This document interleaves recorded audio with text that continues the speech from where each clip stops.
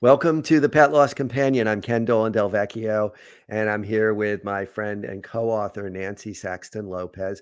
And this is a program that we do live on Facebook and YouTube every Thursday at 6 p.m. Eastern Time. And we welcome you if you can join us during the broadcast. And if not, it's available on those two outlets and also a whole bunch of different podcast outlets. And we are very happy to be with you. This is a program that's really an extension of the work that we've done for years, Nancy for decades, and me for 1 decade plus, facilitating pet loss support groups. This is an opportunity to bring the information that we took from that experience and compiled into a book. The book is called The Pet Loss Companion: Healing Advice from Family Therapists Who Lead Pet Loss Groups. And with this new medium, with the magic of the technology today, we can extend our reach and we can have a conversation with you. And so we very much invite you to send us your stories, your questions, your recommendations for topics, your recommendation for guests, so that the program content is as relevant to your experience and as useful as it possibly can be. You can reach me at kenddv@gmail.com, and you can reach Nancy at nsaxtonlopez@csmpc.com. All this information is in the description below the broadcast. We also would like you to know that the program is a friend of Dakin Humane Society in Springfield, Mass. Dakin is a linchpin program in Western Massachusetts for the care of and shelter of animals, and does a huge amount of work that helps to connect people and animals and provide all kinds of different kinds of support. You can learn more about Dakin at DAKINHUMANE.org. And I also would like you to know that Dakin sponsors a Zoom pet loss support meeting that I facilitate once a month. It is generally on the second Tuesday of the month, from 6 p.m. to 7:30 p.m. And the next one will be on October 11th. And you can see a link on the description here, or you can just go to dakinhumane.org programs and RSVP for that next one. It's October 11th. And there is no cost. So this is something that Dakin offers to the community. And you don't have to be in Massachusetts. You can be anywhere in the world and you can join us. Mm-hmm. You can support our program by giving a gift to us directly through Venmo. We certainly appreciate it. And we certainly don't suggest that you do that unless you can definitely afford it. We do this program because we want to be helpful, and we're not making a profit off it. And also, if you are so inclined, you can subscribe on YouTube. And I do ask that if you are going to listen to the program and benefit from it, that perhaps you would do that, because what happens with YouTube, as you're probably aware, is the more subscriptions there are, the higher it is likely to come up on the list of resources on YouTube that people who are searching for pet loss support will find. So if you're so inclined to subscribe, we certainly appreciate that. We think that it will bring the program to the attention of even more people who may benefit. Mm-hmm. And so I'll stop there. I think that's enough of an introduction, don't you think, Nancy? It's fine. We've had a lot of activity with quite a few emails that have been coming in, which we really, really appreciate. Again, we do believe that writing your story is not only cathartic for you, but also in reading your story, if you allow us to do that, is very helpful for everyone who listens. Because, a lot of people don't have a lot of resources. And this podcast, and we're very appreciative to those who are listening and really are helped by this, because this is our labor of love. And this is what we want to do to help those who are suffering and grieving their animals, their companion animals, to be able to have, some support with that. So the first, we have a story from Colleen and about Mocha, her cat. Um, and in this case, something was going on with Mocha, but her partner was not able to be there during a crisis, I believe. So it was just not just the loss of the cat or what the cat was going through, Colleen being alone, her partner, being away, and that also was very, challenging. It was very upsetting. So I'm going to read her email. Dear Nancy and Ken, first off, thank you so much for your beautiful and thoughtful podcasts. I came across it the day I had to let my little Mocha go while looking for resources to get support. I have found your listener stories and the insights you share with your expertise and own experience so moving and helpful. I would love to share my story with you and your audience, as it helps to write it all down, and I love to share Mocha with others. She was such a special girl. My partner and I had to say goodbye to our sweet cat Mocha just a couple of weeks ago. She was 12 years old, but had only recently developed some health issues. We took her and her older sister Sally for an annual checkup in July, where it was discovered that Mocha had anemia. With further blood testing, they realized she had non-regenerative anemia, which caused concern. After that was an ultrasound which showed thickness in her small intestine, and we were informed this would indicate either IBD or cancer. Ugh, a very tough realization. Our other cat, Sally, is 15, 3 years older than Mocha, and has early kidney disease. So we were anticipating having to hear news about Sally and never even thought Mocha had a problem. She had been somewhat quieter, taking more naps lately, but we attributed that to her age and the heat. So it was quite a shock to hear she either had a chronic health issue or cancer. We live in New York City, and getting appointments is challenging, but we were able to get her seen by a specialist, and he said an endoscopy should give us the answer to what was ailing her. The pathologist looked at the sample taken from the endoscopy and told us he was 90% sure it was lymphoma. We were, of course, devastated, but they wanted to send the sample to an out-of-state lab to get a conclusive answer, which was going to take a couple weeks. Then late on a Saturday night, the specialist let us know they now thought it was inflammation and not cancer. We were thrilled and breathed a sigh of relief. We started her on a diet and steroids to treat the IBD. But then, in early September, while my partner was out of the country on a trip, which he only took because we thought dear Mocha had IBD, a manageable illness, Mocha started acting strange. Her energy level got very low. She wasn't eating a lot. And on a Wednesday, I started to notice her pupils were very dilated the entire day. By Thursday, her pupils were still very wide and didn't shrink when I shone light on them.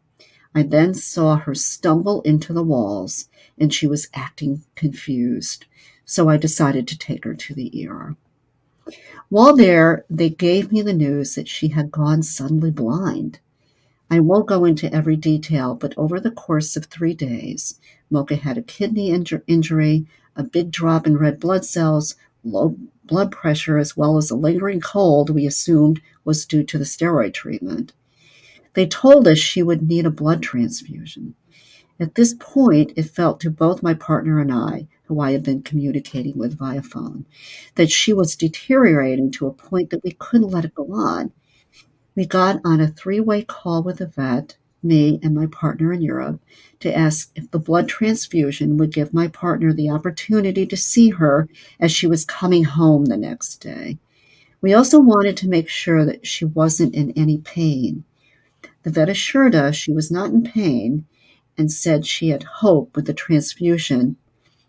Sure enough, I got the report that after the transfusion, she perked up, was purring, and asking for belly rubs. We were very happy. But then at 7 a.m. the next morning, the vet called to let me know that while the transfusion seemed to work, her lungs and heart started failing and that it would be the most humane decision to let her go. I had to call my partner, who was at the airport on her way home, to say that she wasn't going to make it, and I would need to put her down before she got back. It was so hard, but we, of course, knew it was the right thing to do.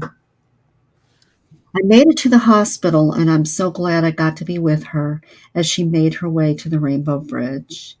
It had been so hard for my partner and I these last couple weeks. She's feeling guilty that she wasn't there, and we are both feeling a little guilty about giving her that blood transfusion rather than letting her go then.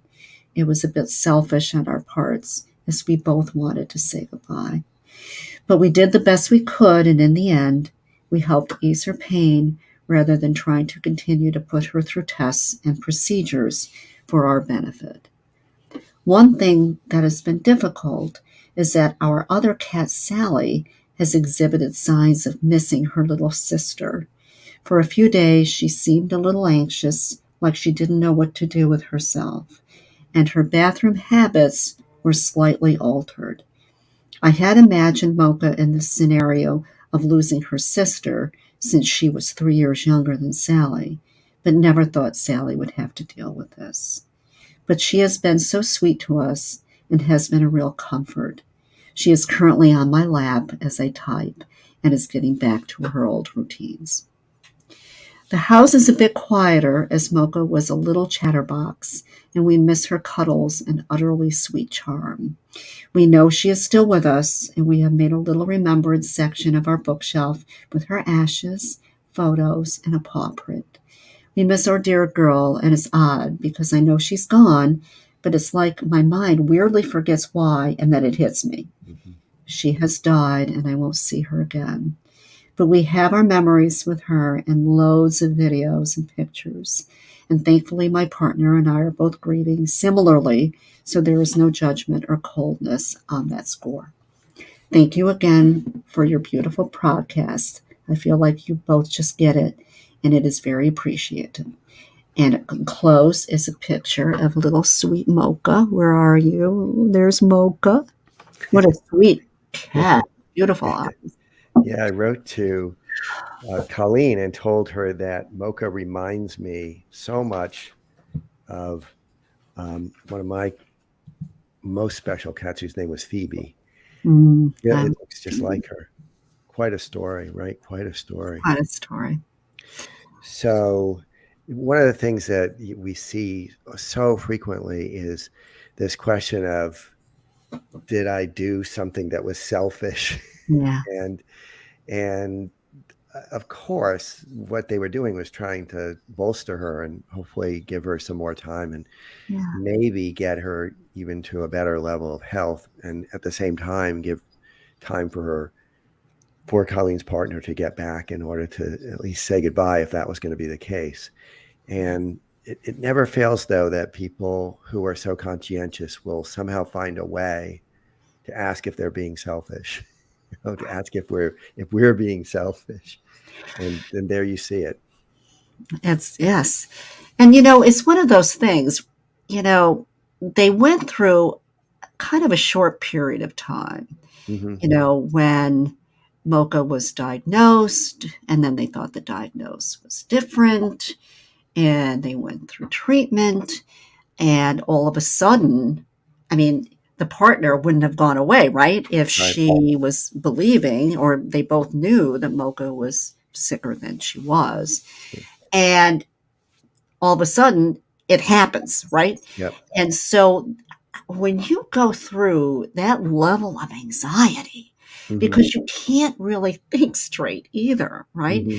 You Hmm. don't want your companion animal, your lovely, beautiful animal, to suffer, but you also you're clouded, you're upset, you're anxious. I mean, you want her to be treated, you want her to be well, but you're also struggling with the fact that she's not well, right? Yeah. And that something is going to have to happen, and you start to have to realize that there was suffering.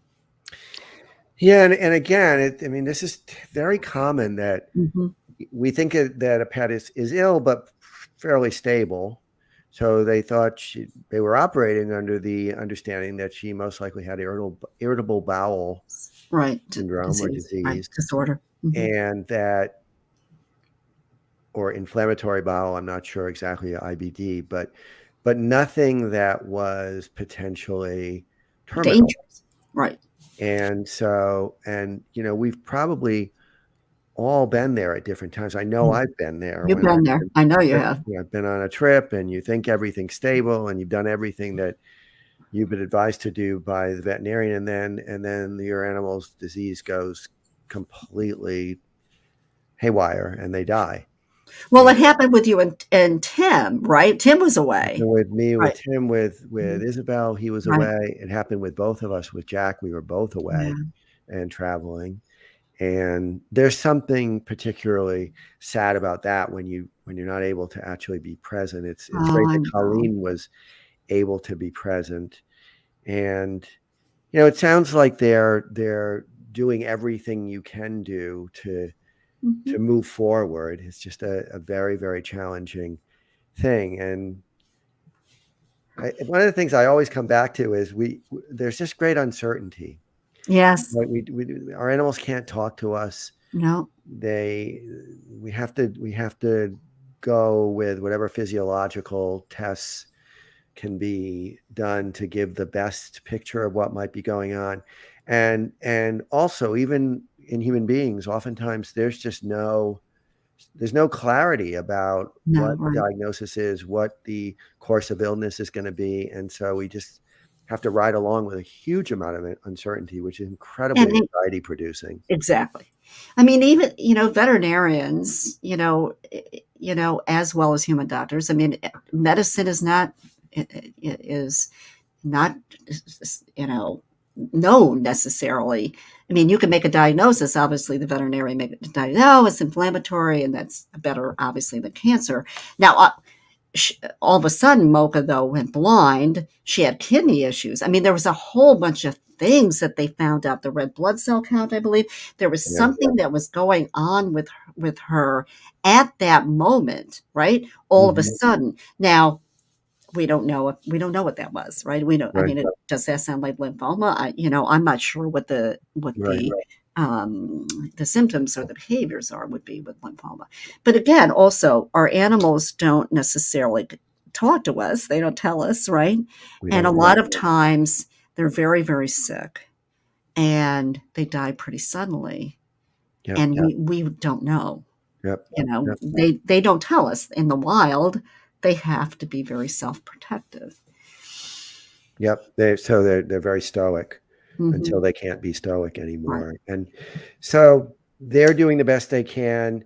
Their other cat is Sally. Sally is doing that. She went through a period of distress, it looks like, Sure. which animals will They'll with do.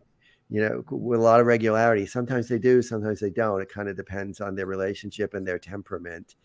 And she's also providing solace to Colleen and her Yes. partner, which is Yes. which is what they do. I mean, when Isabel died, I was holding Abigail all the time, and Yeah. Well, and you she always was get, very supportive. you do get nervous if you have more than one pet and one pet dies, Yes, yeah, then you're hyper vigilant with the other ones, yes, right? With the yep, ones that are alive, yep, because you're afraid that they may die too, you yep, know? yep, and you And start seeing you worry about every little thing, and right. I've mentioned this. I made Abigail I made Abigail promise that she would live until she was 18, which was 2 more years, but she couldn't keep that She promise. couldn't keep that. But that was my way of in fantasy sort of making sure that nothing was we weren't gonna have another loss very soon, which of course I we did. know. Yeah. And I also love their little memorial Yes, that yes. they have Yep, for Mocha. This is yep. very nice. That's Yeah. great. It's such an important thing for many people, and it just Mhm. helps a lot.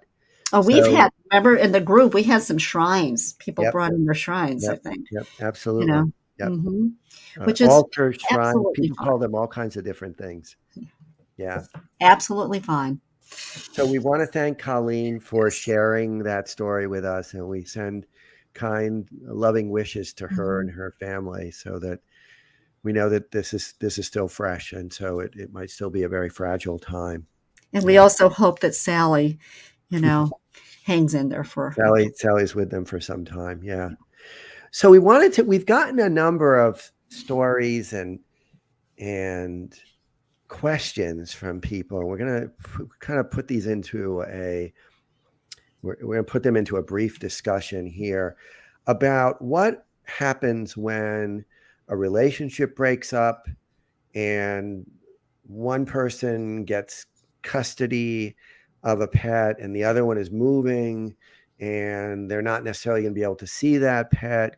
We've had questions about situations where there's roommates and the roommates have a pet together and then one of them moves and is not able to move somewhere where they can take the pet and it's actually moving quite far away and is bereft. And I'll just throw in this other situation that happened recently where a family, including parents and young children, adopted a dog. They thought everything was going well. And Mhm. then the dog who was already part of their family was so aggressive to the newcomer that they decided that it wasn't safe to keep Mhm. that second dog and who they had grown to love, as we do very quickly often. And so they had to give the dog back into the shelter system. And, the dog found another home very, very quickly. It was a sweet, very desirable adoptee. But all of these they're a loss, but they're not a death. Right. And that's interesting because it reminds me of a person that I still provide treatment to. And when she came to me some years ago, she has had a dog, and she got another dog, Mm-hmm. and the new dog did not get along with her first dog, and so eventually it was too much for her, which Mm-hmm. carried a tremendous amount of guilt. Mm-hmm. And she was able to find a relative that would take the second dog. But she really struggled with that for a year. Yeah. She Well, felt sure. that something was wrong with her, so that Yep. she wasn't able to make that work. Um, and she was able, because it was a family person, she is able to go see the dog Yeah.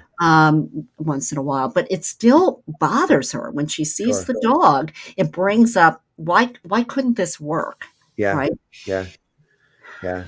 So sometimes the change is one where there can be visitation. Hmm. Some people separate quite amicably, and in some cases, I've actually seen where there is shared custody. Yes. But where there isn't, the loss is challenging because maybe the person left because they lost the job that they had and they had to take another job and they had to go to another part of the country or another part of the world, and they're really not going to be able to see their beloved animal friend with any frequency or maybe at all. Or maybe they are another situation we've seen is their person discovers they're highly allergic Oh, yes. That's to an or animal a that they've child is adopted. highly Yeah, allergic one to of the the animal. You're children, right. somebody in the family is Right. incredibly allergic and doesn't make sense to try to treat the allergy. Mhm. They really have to rehome the animal and they're really not going to continue a relationship. Well, the feelings of grief are very, very Similar. similar. Mhm. And one of the things that can be useful for the person who is going through this is to just make a story that gives meaning to, like, hold on to the story that gives meaning to the experience. And it can be that, for example, they know that while they're not going to be able to be with this animal, the animal is going to receive excellent care from the Mhm. caregiver who will continue to take care of them. And so they can say that, and they can talk about how they were an essential part of this animal's good life for as Mhm. long as they were with them. And so, I mean, there's the ways that we create a narrative about our lives help us to manage the changes, the big changes that happen. Well, I think that that's important. I'm thinking of situations, though, with potentially a divorce, Hmm. and the divorce is not amicable. Right. Right. And so, I mean, there was one in the paper some years ago that it took 6 years because of the dog. You The know, there was divorce itself. because of the dog. Oh, wow. And so, but with that said, who gets if they're not gonna be able to work it out, Right. someone's going to get the dog or cat, whatever animal that is, and they may never see that Yeah. animal again. And so that also is it's a grief because it's such a Absolutely. loss, Yeah. right? Yeah. However, they have like you said, I think that there is a process that needs to happen knowing that their animal is well taken care of Yep. and will still be loved. And that can provide solace, and then the usual things that we do. We create some sort of memorial. Mhm. We might do some writing. We take the best care of ourselves that we possibly can. And so there are, and to me, this also, it just brings to mind that there are many losses of this sort where there isn't a death, but there's a disconnection. Yeah, disconnect. I mean, it was similar to me when I got divorced many years ago. Hmm. My first husband and I had a pug, Hmm. and we had our first pug together. And I moved, and I was not allowed to bring an animal to this place I was living. And so my ex took care of the dog, Hmm. and I would come and get her on weekends. Uh-huh. So Yeah. Yeah. I had custody of You had her pug on the time. weekend. Right. And then I had to go different places because I couldn't stay in my house with the dog. So finally, I was able to, because I think my ex was kind of doing some other things. So I was able to talk my landlord into having my dog with me. I mean, she was little, she was a pug, she was 20 pounds, right? Hmm. So Hmm. it finally worked out, but it was stressful, you Yeah. know? I mean, Very not that stressful. I didn't trust him to take care of her, but you were with her, right? And Hmm. so, and she's the one that went through a lot of life with me. One was a Hmm. divorce, a lot of school, a lot of jobs, different jobs, those kind of things. And so, um, you know, I was lucky that I Hmm. was able to finally get her with me, have her with me. But it was hard, even though we needed to divorce, but I can only see her so many days a week. Yeah. Yeah. And that had a resolution that was Hmm. really positive for Yes, the it was two of positive. you. And again, I mean, we lose relationships in Hmm. our lives. We lose all sorts of things that are important to us. We lose jobs. Hmm. Sometimes we suffer changes in our house when there's some kind of, recently was working with somebody whose house was destroyed by a flood, Oh dear, and so they terrible. they needed to move, and they were engaged in all sorts of work around fixing that. So that's one of the things I think it's important to just recognize, is that loss is something that's very, very common in Every our day lives. in some Yeah. ways. And Yeah, and right. and we figure it out, and we move forward, and we move forward with a broken heart Hmm. for a time, and eventually it becomes less and less over a great deal of time, or over a short deal of time. It depends on many, many factors, but Hmm. sometimes it's useful to just realize that there are a lot of losses that are happening in our lives, and will continue to happen, and we're strong enough to keep going. Yeah, we have the resilience. And sometimes, unfortunately, there are many losses at one time, you Yeah. know. So, but yes, we need to take care of ourselves. It's difficult, but through that grieving process, because it is grieving, Yep. that we want to make sure that we do try to take care of ourselves the best way we can. Yep. So we'll close there for today, and we hope that you all are doing well, and taking good care of yourselves through what may be a challenging time for you. Mhm. And we'll look forward to having another conversation Next next week. week. Take care, everyone.